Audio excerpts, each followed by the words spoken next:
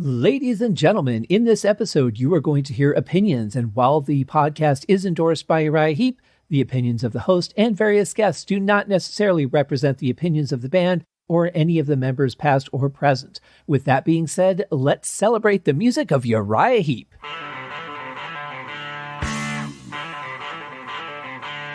Welcome to Uriah Heep, the Magician's Podcast. I'll be covering every studio song the band has recorded and every bonus track that I can find. Each week we'll go over a new song from the beginning to where they are currently, and as they keep adding albums, I'll keep adding shows. Let the deep dive party begin. In the magic garden, some were singing, some were dancing. Hello and welcome to Uriah Heep, the Magician's Podcast. I am your host, Scott Haskin, and we are here to start a brand new season. This season, we are covering the album Fallen Angel, which is the last album to feature this particular lineup. We'll go through some more shifts and transitions as time goes on before we settle into the current lineup. But this is another album, the final with John Lawton. And of course, on guitar, we have the mighty Mick. On drums, we have Lee Kerslake. On keyboard and guitars, we have Ken Hensley. And on the bass and some vocals, also, we have Trevor Boulder. Great lineup. Absolutely fantastic. I've loved the last two albums. Very interested to get into Fallen Angel, which does have a couple songs that I know, as well as some that I don't know. So first, whenever we start a new season, we talk about a couple things that I know about the album. And I'm looking at the album artwork. Now, the deluxe CD has what I believe to be the full picture. It is a tall photo, so the album is actually sideways when you look at it on the CD, so that the CD cover folds out properly, and it's got a really interesting color scheme. It's like browns and beige and yellow, which you don't typically see for an album. But there was a time in the 70s where brown was a very prominent color. What we're looking at is sort of a kind of fantasy pick that doesn't exactly make sense to me. There are a couple of artistic choices that I'm curious about. I'm not exactly sure what they mean, but basically we have a lady who has some weird sort of armor and a cloak with her breast popped out. You can see one nipple and not the other one. Maybe that's why she's so unhappy. I don't know. She's got a giant raven on her left arm. It's got to be uncomfortable to walk around with a bird that heavy. Very metallic sort of, armor-looking boots with some really weird kneecap pieces and what looks like leather at the top. She's wearing a very strange garment that's kind of battle armor, but kind of just fashionable. And I'm not really sure where it's going. She does kind of look like a coked out Deborah Harry who's just been through some fantastic adventure. And if you were to look at her as a drugged out person, I would say, yeah, this makes a lot more sense. But if you look at it from a fantasy perspective, where it's throwing me off is that over to the left, underneath her, what would be her right arm, and she's got a very strange claw grip thing around her sword. I'm not sure what that's about. But there are two, wolf-looking creatures, very similar to what you would have seen. Oh, what was the series with that? No, I'm not going to think of it. But anyway, there was a series of movies with lichens and vampires, and you guys probably know the one I'm trying to think of. I just can't think of the name right now. But it was really good. I really enjoyed it. And so there are a couple of guys that look like they could have been the lichens in those movies, very much wolf-like, but kind of hunched over. You could definitely see some human-type qualities in them. But what she's standing over is, okay, it's kind of weird because in a way, the bottom half looks like it's a serpent that's coiled up and its head is sitting in the middle, like a snake would coil up and put its head in the middle. But where she's standing would be on top of the coil, yet it's parallel almost to the head. So she's only up like slightly above. It doesn't make sense to me. So I'm going to guess that it's not a coil. That's just some kind of foliage. And what we actually have is a beheaded thing. But that head doesn't quite match the head of the werewolf type guys. So that's what's throwing me off. I'm not exactly sure what's going on here, but basically what I get out of this is she's kind of a badass. You know, she was maybe in a seat of power, went rogue. That's why she's a fallen angel. And now she's just killing shit at will. That's kind of what I'm going with in her. So she has a long sword in her right hand. And then in her left hand, she has a blade that has some blood on it. The sword appears to be clean. So I don't know, maybe she had to do some very close range combat with this giant head and whatever it was once attached to. But the coloring, I love the coloring of it. I think it's very cool. I think it's very creative. I love the tree in the background. That's just kind of, you know, that you see a horizontal branching out of a tree that looks really sort of, Halloweenish. There's no leaves on it or anything. It's just kind of growing rogue. It's a very nicely designed cover. I just am not sure I understand exactly what's going on or how the bottom half of it works. That throws me off a little bit. Could just be the way I'm seeing it too, because sometimes, you know, when you see something for the first time, if you don't see it the right way, you get that image stuck in your head. And every time you see it thereafter, that's the image that you see. And even if you figure out what's going on with it, a lot of times you still see the wrong image. Now, there is an interesting side story that comes with this album cover from my good friend and patron, Kenny Wymore. And he said that he was watching a program on Hulu called The Dark Side of the Ring, which is about wrestling. And he said that he was watching the show, and this basically centers around wrestlers from like the 80s and the 90s. So back when I used to watch in the 80s, I watched the WWE a lot. That was very entertaining. But Bob Backlund was champion then. And if you look at Bob Backlund compared to the guys that came, even in that time I was watching, like Hulk Hogan, Andre the Giant, like there's no way. The guy wouldn't have stood a chance. He just was not, he didn't have the physical presence that he would have needed to go up against those guys. So anyway, that's a weird side step. But anyway, so Kenny was watching the show, and he was watching season 2, episode 1. And he said that there was a female wrestler, and, the wrestlers are also personalities. They do like the interviews and the little corny, skits and stuff. And so he was watching, and there was a wrestler named Fallen Angel. And she named herself after the Uriah Heep album of the same title, after seeing the album cover and thinking that the warrior woman on it was awesome. So where I'm seeing sort of a coked out Deborah Harry, and, you know, she's probably just tired from battle. Her face is flushed. She's got a boob sticking out for no reason. Maybe that's how she defeated the head. I don't know. But in any case, so she thought it was amazing, and it inspired her to become that as her professional wrestling career, which is really cool. Now, she did go on to the WWF as a woman, is what Kenny's telling me, and she eventually married Chris Benoit. Now, for those of you guys who know the story, I don't really need to go into it. If you don't know the story and you're interested in what happened with Chris Benoit, just Google Chris Benoit, ChrisBenoit, and you will find out the tragedy that ensued. I do not know if this is the same wife. People in the entertainment business just marry so many different people. So I don't know if this was the same lady that was involved when all of that stuff went down. But in any case, yeah, very, very sad thing. As an interesting postscript to Kenny's story, I have a friend whose name is Robin. I've interviewed her on my other show. Very amazing author and radio personality, and such a fantastic person. She's one of my favorite people. She actually went on to be a Glow wrestler. Now, she joined right before the whole thing kind of collapsed, and she was underage at the time. So she never got any television debut, but she did get to wrestle one match, which was pretty awesome. And there's a picture floating around of her. I can't remember what her stage name was, but it's on my Facebook in any case.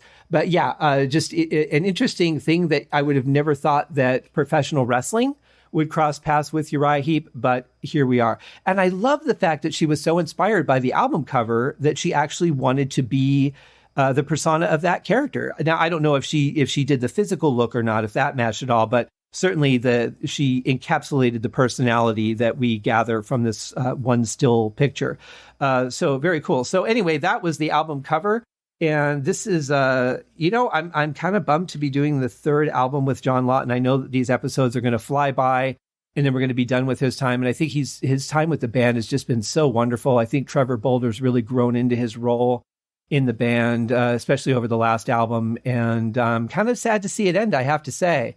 But, it's history. It's not going to change just because I'm sad. So we're going to move forward. We're going to go through every song on this album.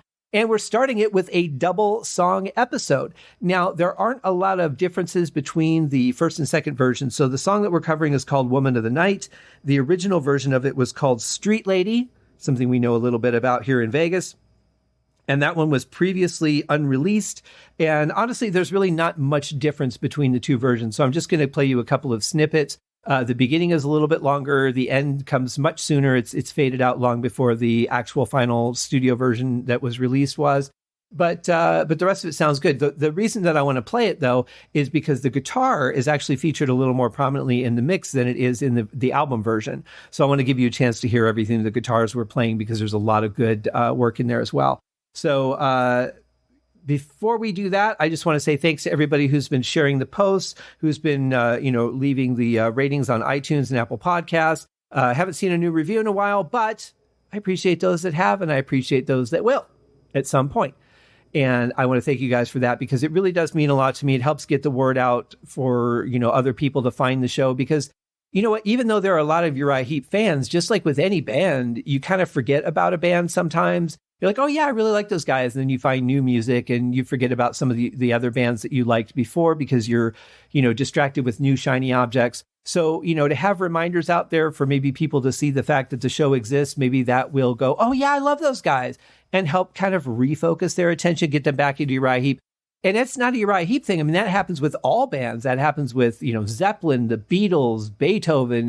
Beethoven wasn't a band, but I love Beethoven, but every once in a while, I'm just kind of like, I haven't listened to any Beethoven in months. And I don't listen to music that often, but there's a couple of pieces of his I absolutely love. And so it's nice to be reminded that those things are out there, and that we enjoyed them once, we'll enjoy them again. And maybe there's more stuff that we haven't yet enjoyed. So thank you guys for that. That really helps me, and it helps the show. It helps the band. It helps the music. So thank you very much. And now, let's get into, oh boy, that sounded wrong. Let's listen to Woman of the Night.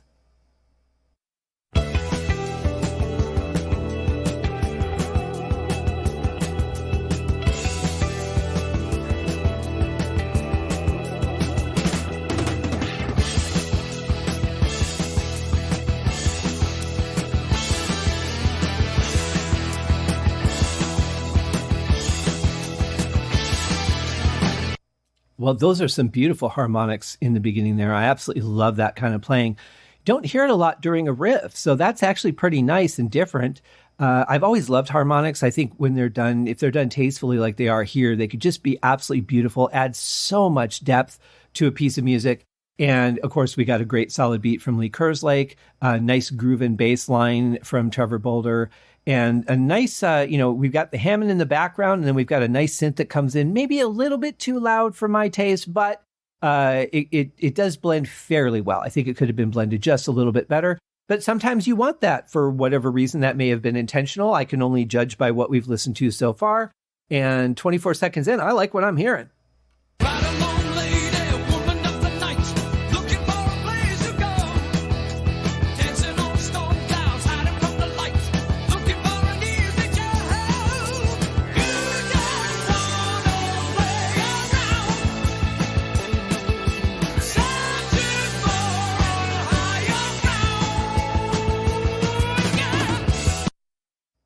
Nice, powerful vocal to add to it. Goes really great over the groove. Really like that verse and chorus right there.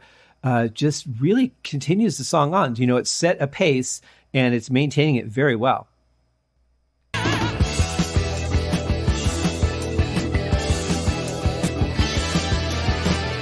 Well, those were some nice effects on that. It sounded like a little bit of maybe tremolo, and almost like a shimmering reverb or something, maybe, to put that sound together. Obviously, a little whammy bar in there too. But boy, that sounded really cool. I like that.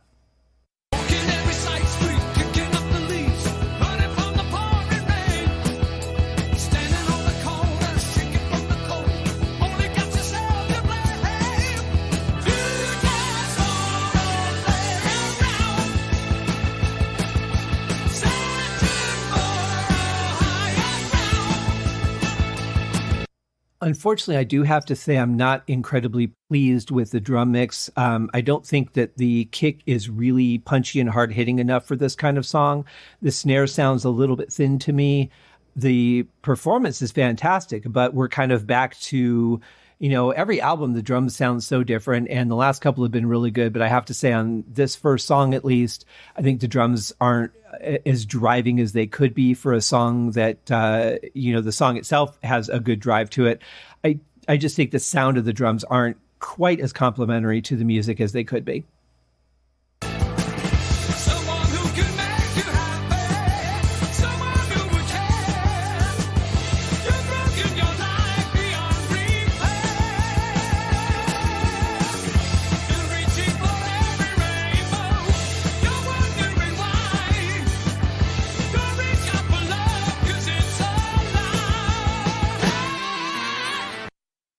Broken your life beyond repair. What a great line. I love that. Very visual, very helpless. It gives you that feeling of just desperation and thinking that no matter what you want, there's just nothing you can do about it. Very powerful. I love that. I'm going to have to start telling that to people all the time. Now, I will say, too, the drums here get really interesting doing those back and forth lifts on the hi-hat. That is a really popular thing this time. We're talking 1978, so it's still disco-ish, in that area. I believe I want to say it was starting to die out at that point, but I'm not exactly sure month-wise when that was happening. But it was a very common thing. You would go psh, psh, psh, and kind of, drive the beat. Thinking of a song like I Will Survive by Gloria Gaynor, it only does it half the time of what Lee's doing here. But just, it just keeps that momentum of the song going. It's a different way to play a beat. It's really got an interesting sound to it. And I do like the mix of that here because it's very easy to overplay the hi-hat when you're playing that style. So not overplay it as a drummer, but as an engineer. So listening to what the engineer did here, I think the mix is really good there. But I love the powerful vocal, love that line. Very strong song. Great album opener.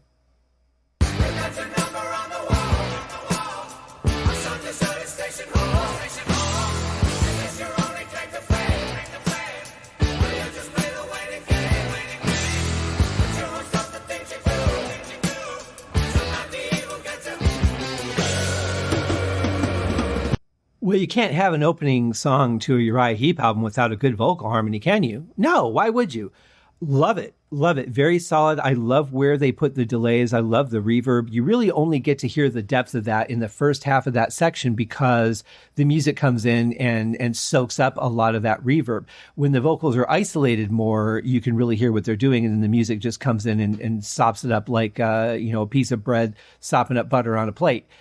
It's a shame because you would love to continue that feeling, and the vocals don't really change, but the environment around it changes. And you have to remember that there's only so much room in the sound field. So whatever you do, you have to place carefully to let certain things shine. So what they did is instead of doing, panning or anything, they just wrote it to open it up in the beginning, and the vocals shine a little bit more than when they do when the instrumentation comes in. That allows you to hear the effects a little bit more. But I think the delays, the strategic delays were very nice. I really like that. And then that was just a beautiful reverb that they put in it. But the real star, obviously, is the vocals themselves. The register that they're singing in, you wouldn't expect a male band who, rock bands are supposed to be tough. They're supposed to be chainsawing their hotel rooms and playing practical jokes and doing all that sort of thing. Getting crazy, getting in trouble, that's all rock and roll, right? But Uriah Heep really wasn't that kind of band that I'm aware of. I mean, I know that they did like to party, but it wasn't the same as, like Joe Walsh chainsawing his hotel room. It was more of a different kind of thing. So, but when you think, 70s rock band, you think, these guys are tough. And then they come out with vocals like that. And it's so angelic and beautiful. It really is rock and roll. It's what rock and roll really is to me, not the image of it, not wearing leather and, being shown drunk or whatever. It's really more just doing what you feel you want to do with the song and what the song needs and providing it. That to me is what rock and roll really is all about, not the commercial or the newsworthy stuff.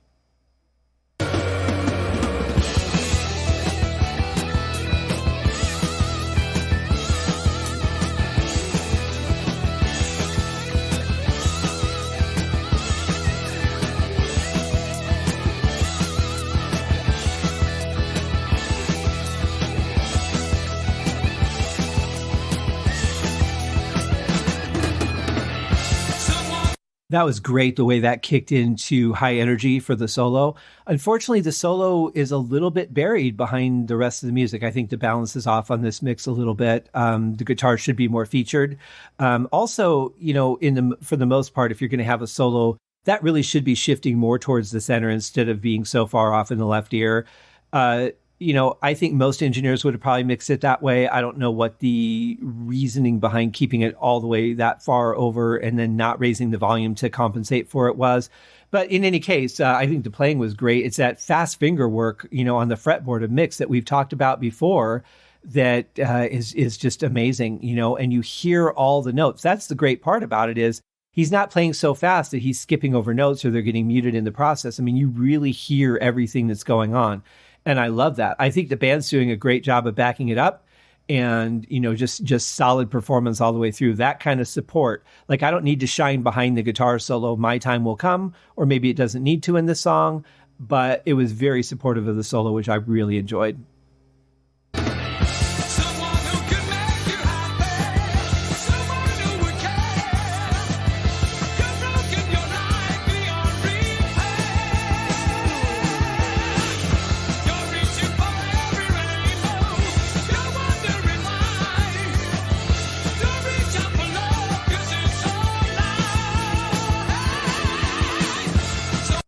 I actually really like the way this sounds. I like the fact that the guitars are playing some really interesting things behind that vocal in the chorus. But I also like the fact that you can hear them, but they're not so up front in the mix that they overshine the vocals, because they shouldn't be. They should be supportive. They should stand out because they're doing something different than the rest of the band, but they should, stay in that line of supporting the vocal and not overriding it. So I think that was very tastefully mixed, and I love the way it sounds.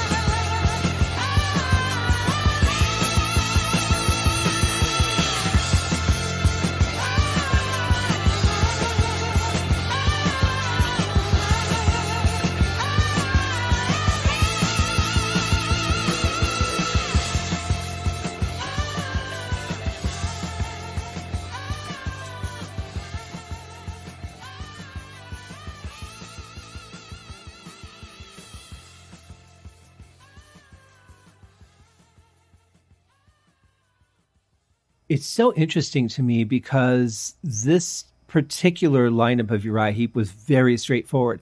The previous versions of Uriah Heep would have been all over doing different changes, doing bass fills, doing drum fills, doing little things to make that repetitive situation more interesting. It's not bad. I'm just saying that there aren't the typical things that we've heard of Heep, but that's been fairly consistent with this lineup as well. I'm surprised that Lee Kerslake is backing off a little bit too, because he's usually the one that's kind of the forerunner of that in the bass guitar. But in any case, it sounded really good. I love when Lawton harmonizes himself. I think he sounds fantastic, and it's a cool song. I think it could have been about 45 seconds shorter without all that, repetition if they weren't going to do something dynamically different. But in any case, the song's a good song. Definitely has some powerful things in it. I love the riff. I love the guitars. I love the drive of the song. Very interesting. I like the drum choice behind the chorus. Great solo work. I mean, it definitely checks the boxes for me. So that was Woman of the Night. And now we're going to play just a couple of parts of Street Lady. And, we have... now, a lot of people think that prostitution is legal in Vegas, and it is not. It is not legal in Clark County, which is really the bulk of like Vegas and Henderson and Summerlin and the surrounding towns. So it's actually not legal here. Does that mean that there aren't prostitutes here? Of course there are. Sometimes the hotels will turn their back because they want to bring more business to the hotel. And if they're known as one where you can maybe go the extra mile if you want to while you're here, and that the hookers won't get kicked out, then sometimes that earns them some business, and sometimes it doesn't. But yeah, it's actually against the law. But what I found out was that there are girls who will come here from all over the country, and they'll spend the summer here, which is the most miserable time in the desert. But they will work as prostitutes to raise money for things like their college tuition. And then they'll go to school. And then when the school year's out, they come back to start earning money for the next year. It's a crazy thing. But when you think about it, I mean, it kind of makes sense because it's easier than trying to find a part-time summer job, but it's hard work. You don't know what you're going to put up with. You don't know, each person that you're going to meet, who they are, what their deal is. It's kind of a risky thing. So, I don't know what kind of protective measures they take. Maybe there's people that if they don't call by a certain time, that person will come for them or whatever. Like, I don't know what they do, but I have heard that is what they've done. And I've actually talked to a couple of the girls when I would take my walks late at night when there's nobody out. They're not going to get any business. They're like, if there's one guy there, they're going to zero in on him. And of course, a lot of times I would just be the one guy because I like to walk very late when there's really not that many people out. And I actually struck up some interesting conversations with some of these girls. And it turns out that is absolutely true. There are girls that do that. They come from all over the country and just earn their money. So Vegas is no stranger to the idea of a street lady or a woman of the night, whichever one she is, whether she has a fast fade out or a long fade out that's repetitive. She lives here. And it's very interesting. Some of the girls that I've talked to have been very, very nice.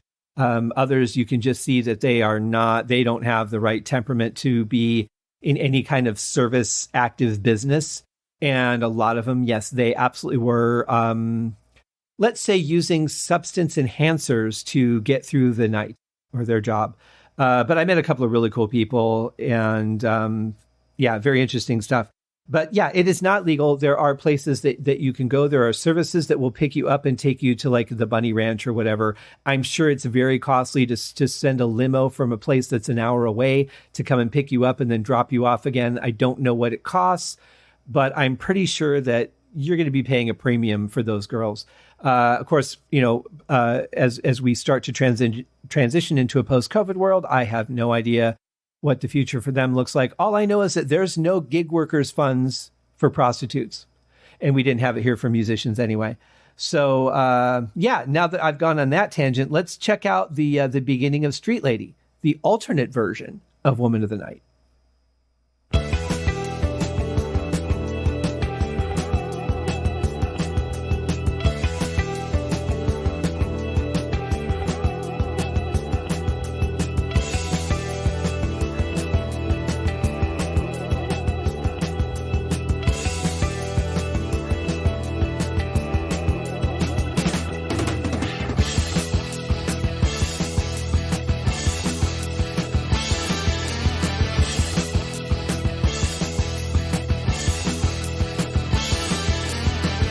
So the harmonic intro was about twice as long as it was in the studio version. I really liked the change up there, and you could hear the guitars better in the mix, which was nice. You could hear the snare drum a little bit better too, I felt. Not much, but just slightly. And it definitely gives a little bit more cohesive mix to what we heard. Still can't really hear the kick drum, and in a good driving song, you need a good kick drum to kind of help you push through. But the playing is solid. I still think that synth is a little bit too loud. It just, it sounds good when it ends, but when it comes in, it just sounds just so abrupt. And I think it could have been blended a little bit better. So we're kind of having the same issue with this, but the guitars do sound a little bit better, and we got some more harmonics. Now I'm going to play the fade out for you because that's a little bit different. It comes in much earlier, and let's hear how that sounds.